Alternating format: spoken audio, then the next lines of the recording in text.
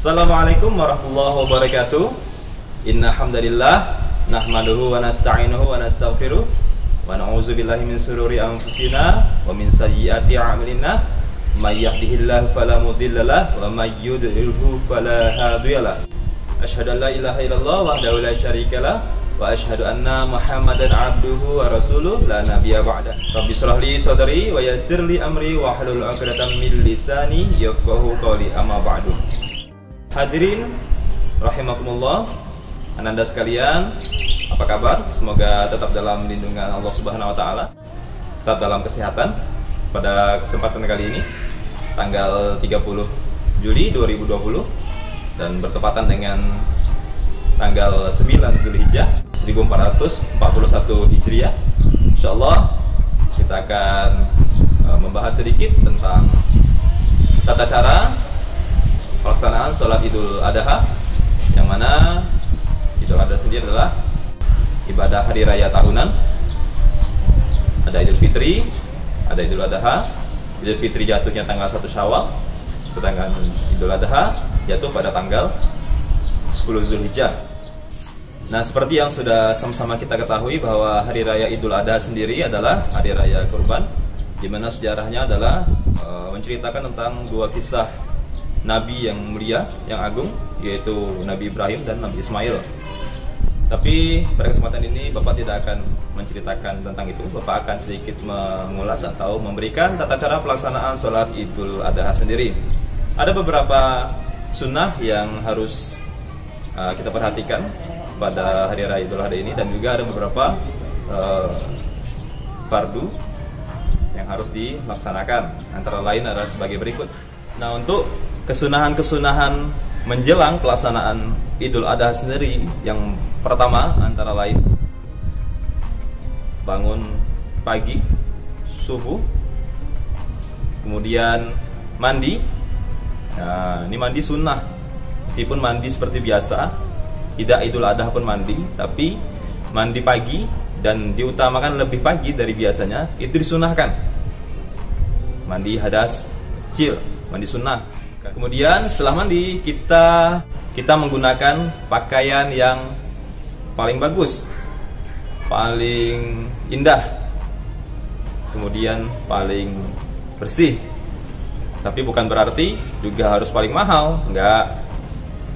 Itu semua dilakukan karena kita mengekspresikan diri bergembira di saat datangnya atau tibanya waktu kita untuk melaksanakan hari raya haji. Kesunahan yang ketiga adalah setelah kita mandi, memakai pakaian yang bagus, yang paling bersih, adalah memakai wangi-wangian. Anda silahkan pakai parfum, minyak wangi yang non alkohol, tapi juga wanginya harus disesuaikan. Jangan sampai wanginya menyengat penciuman jamaah yang lain, sehingga jamaah lain terganggu. Cari wangi yang soft, yang lembut, yang itu umum, yang jika Anda pakai rata-rata jamaah juga suka. Pakai yang seperti itu, jangan yang mencolok. Yang keempat, sunnah selanjutnya adalah tidak makan sebelum pelaksanaan sholat Idul Adha berakhir. Perbedaan antara sholat Idul Fitri dan sholat Idul Adha sendiri, ketika sholat Idul Fitri, Nabi SAW makan lalu berangkat ke masjid untuk melaksanakan sholat Idul Fitri. Sedangkan Idul Adha sendiri, Nabi tidak makan sampai pulang dari pelaksanaan sholat Idul Adha. Jadi disunahkan untuk tidak makan dan minum dulu. Ya, puasa sebentar, bangun tidur, tidak usah minum, tidak usah makan dulu, langsung mandi, sikat gigi, pakai pakaian yang rapi, pakai wangi-wangian, berangkat ke masjid. Kemudian kesunahan yang selanjutnya, disunahkan untuk berjalan kaki. Tapi ini hanya berlaku untuk radius masjid yang masih terjangkau untuk jalan kaki. Umpama posisi rumah Ananda dengan posisi masjid hanya berjarak sekitar paling jauh 1 sampai 500 meter, itu jalan kaki masih 1 sampai 1 kilo pun masih enak. Tapi kalau udah lebih dari 1 kilo, silahkan naik kendaraan Ananda. Umpama Ananda mau sholat Idul Adha tahun ini di Masjid Agung Al-Falah Jambi umpama, itu kan kalau akses rumahnya yang di dekat sekolah, atau mungkin yang di Kopi, atau mungkin yang di Mayang, itu lumayan jauh. Kalau jalan kaki nggak terkejar nanti malah sholatnya. Jadi silahkan pakai kendaraan. Namun untuk sholat, untuk pelaksanaan sholat yang dilaksanakan di masjid dekat rumah, silahkan berjalan kaki saja.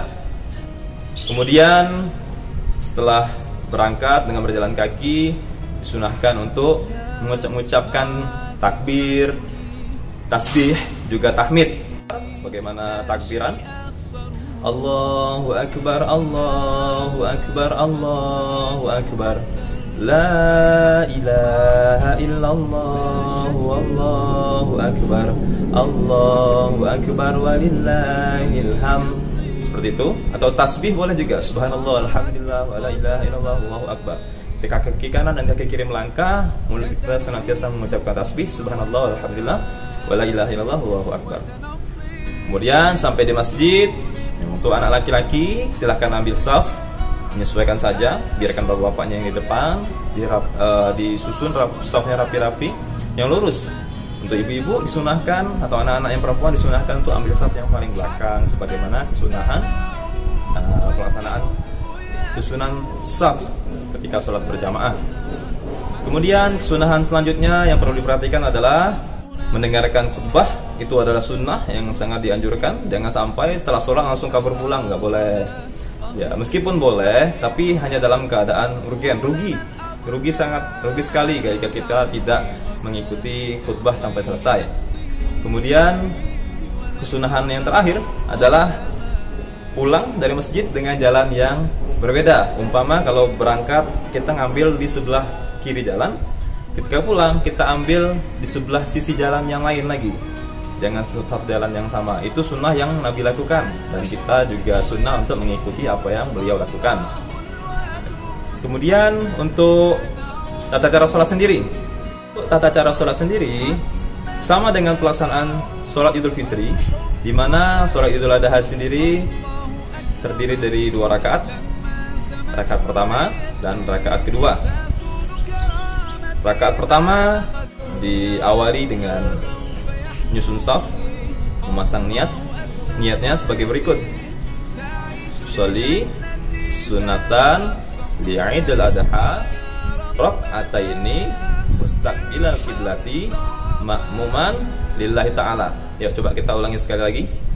Sholli sunatan li'idul adha rak'ataini mustaqbilal kiblati ma'muman lillahi ta'ala. Usolli, sengaja aku sholat, sunnatan, sholat sunat Idul Adha, sunat Idul Adha, rak'ataini 2 rakaat, mustaqbilal kiblati, menghadap kiblat, ma'muman, mengikut kepada imam, lillahi ta'ala, karena Allah ta'ala. Kemudian takbiratul ihram, laki-laki di atas pundak tangannya, yang perempuan ujungnya di bawah pundak. Kemudian setelah takbiratul ihram, kita membaca atau menambah 7 takbir, di mana setiap takbir diselingi dengan bacaan tasbih yang sirri. Setelah takbiratul ihram, kemudian tambah 7 takbir, Allahu Akbar. Di sela-sela takbir yang 7, kita membaca tasbih Subhanallah, walhamdulillah, wala ilaha illallah, Allahu Akbar, wala haula wala quwwata illa billahil aliyyil azim. Allahu Akbar sampai 7 kali. Kemudian baru membaca Al-Fatihah dan membaca surat pendek ataupun suratnya panjang boleh. Setelah itu ruku, i'tidal, sujud, duduk di antara 2 sujud kedua, dan berdiri lagi. Nah, saat rakaat kedua, takbirnya 5 kali lagi, di luar takbir ketika bangun dari sujud. Jangan hanya 5 5 tapi takbir dari sujud dihitung, bukan. Itu salah. Jadi bangun dari sujud kan takbir Allahu Akbar, berdiri, kemudian ditambah 5 takbir, dimana setiap takbir diselingi bacaan tasbih subhanallah walhamdulillah wala ilaha illallah wallahu akbar sampai 5 kali. Kemudian membaca Al-Fatihah. Setelah baca Al-Fatihah, membaca surat pendek ataupun surat panjang, bebas. Kemudian seperti biasa, ruku, i'tidal, sujud, duduk di antara 2 sujud, sujud kedua, duduk tasyahud akhir, membaca salawat, salam. Nah, setelah salam, langsung Bilal berdiri, membaca salawat, kemudian khatib naik ke atas mimbar untuk menyampaikan khutbah. Nah, bedanya sholat Idul Adha, Idul Fitri, dan sholat Jumat sendiri adalah pada pelaksanaan khutbahnya. Sholat Jumat dilaksanakan sebelum sholat dilaksanakan, sedangkan sholat Idul Fitri khutbah dilaksanakan setelah sholat dilaksanakan. Kemudian tentang hukum pelaksanaan sholat Idul Adha sendiri adalah sunnah muakkad, sunnah yang sangat dianjurkan, rugi kalau tidak dikerjakan.